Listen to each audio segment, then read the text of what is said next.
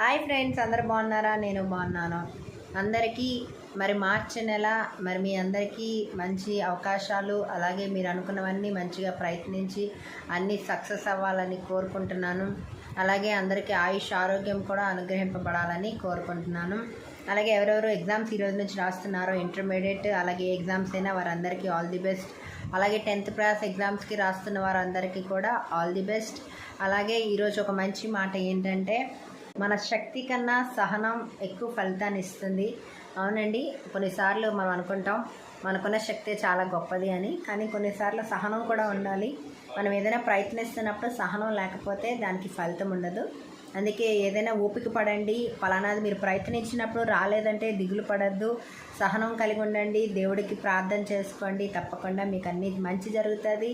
అందరికీ all the best. నచ్చితే video like చేయండి, మా ఛానల్ సబ్స్క్రైబ్ చేసుకోండి.